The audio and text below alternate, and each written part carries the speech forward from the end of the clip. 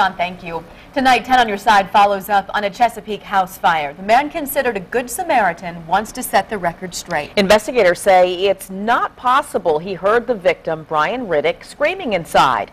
Tonight, he spoke only to 10 on Your Side's Ann McNamara. Ann? Nicole, when we learned fire is not what killed Brian Riddick, we went back and we looked at all of the information we gathered at the scene that day. Something jumped out at us, a comment from that good Samaritan, so we called him again and we asked him to explain.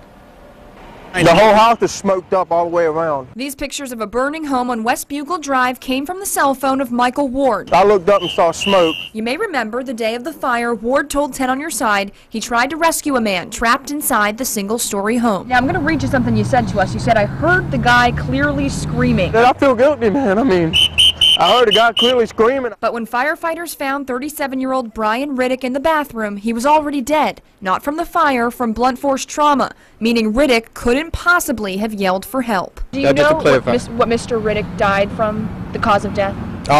No, I don't know. I'm just hearing, blunt force trauma.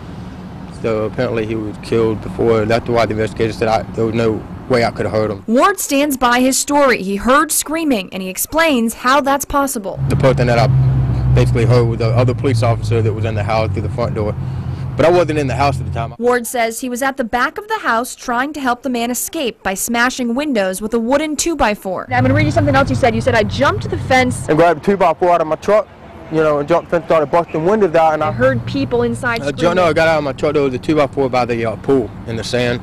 It was a 2x4 by 8, and that's what I used to knock the windows out. Ward says when he went inside the house, he didn't bring the 2x4 with him. People are ignorant. People can think what they want to think. I mean, I was there to try to help a guy, so if they want to look at it like that or the other way, let them do it.